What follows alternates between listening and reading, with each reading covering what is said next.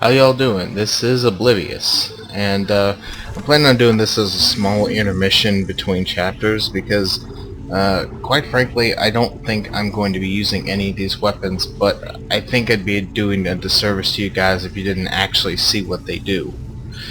So I'm going to do a small weapons demonstration thing here, and maybe I'll pick these up later, but for now I'm just going to show how they work for the benefit of anybody else who wants to play this game. And we'll start with the most expensive one, the flamethrower here. Red weapon icons mean your weapon has no ammo in its clip. Yeah. That. Again, that goes to the holographic in-game interface. Little ammo counter there. When it turns red, you're out of ammunition, so I'll try to show this thing off before it runs out of ammo. Kind of hard to do with the flamethrower because it eats up ammo like you wouldn't believe. The flamethrower actually does do a fair amount of damage over time. It causes knockback and the like, but the problem is it does so little initial damage, and you need to be able to basically kite your enemies and control them in order to really make it work. The secondary fire is a lot more powerful, but unfortunately, well, as you can see, it kind of sets Isaac on fire, so it's not really a good idea to use most of the time. Typically, the idea is you set the enemies on fire using very short bursts like this, and then hit them with some additional fire. Even if you get really good with the flamethrower, it takes up a lot of ammunition, so again, not recommended. But if you want to give this game a challenge, sure. There is a positive thing I can say about it, and that is the fact that it's really good against armored enemies. Typical examples are the Brute and the Drag Tentacles.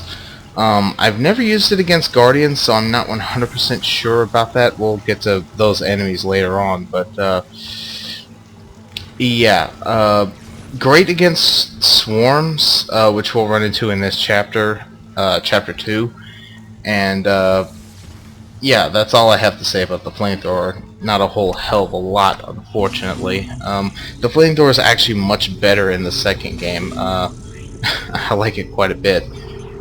But yeah, that we'll cross that. We'll burn that bridge when we get to it, if that ever comes up. So we're gonna sell the flamethrower and get to something a little more practical, the line gun. Line gun is actually fairly straightforward. It's like the plasma cutter in that it fires lines of energy, but unlike the plasma cutter, its lines are much longer. Let me see, about 3 times longer, maybe more than that. The only problem is you can't rotate it, and as you'll see with one particular kind of enemy in this chapter, that becomes a problem. But lining up limbs and hacking them off with one shot is fairly effective, and when you power this thing up, it gets fairly nasty. Actually, I recommend this weapon quite a bit. Not me personally, because I prefer much more rapid fire weapons, because I'm a scared little bitch and I prefer to keep firing. It does have a secondary fire, which is much trickier to deal with. It's a time charge like that. It'll sit there for a second and then explode. Typically what you'll want to do is hit a couple enemies and either get them slow moving or hit them with stasis right after you launch the mine. It does a nice area of effect damage. I believe it harms Isaac. Let me double check here. I believe it does. Let me test it out though. Yeah, it does harm you, so be mindful of that. And that's all I have to say about the line gun. Let me sell the line gun now. And let's go to the only weapon that actually isn't a repurposed mining tool, the pulse rifle. The pulse rifle's an interesting one in that, like the flamethrower, its usefulness kind of wavers throughout the games.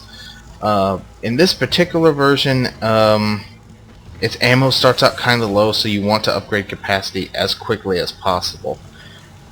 Because it is an assault rifle, and short controlled bursts are, well, that's typically what you want to use, and I used stasis by accident. Not what I planned to do. Short to medium distance, it's fairly accurate, but again, keep it in bursts, otherwise it's not going to be much use to you. I wouldn't use it for anything other than its primary fire in most situations, because the secondary fire does this.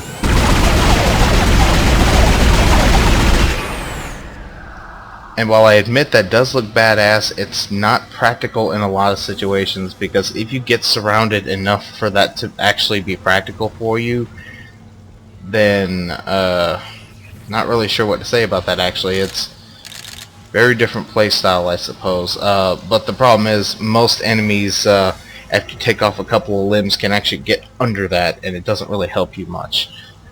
So it's ammo consumptive like the flamethrower, but unlike the flamethrower, its primary fire actually does make up. It's actually far more useful than you would think, and it does damage regardless whether you actually dismember a limb. Much more effective than the plasma cutter in that regard if you're just body shotting the whole time.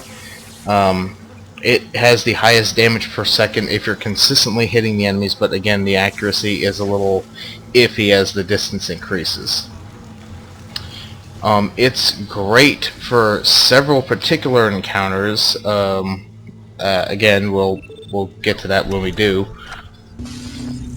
But that does it for my weapons demonstration. I'll be back with Chapter 2 proper, hopefully within a couple of hours. I got a little delayed recording, but we'll see how that turns out. I'm just gonna sell this for no particular reason. I'm not gonna save it anyway. But yes, tune in for Chapter 2 very shortly. Oblivious out.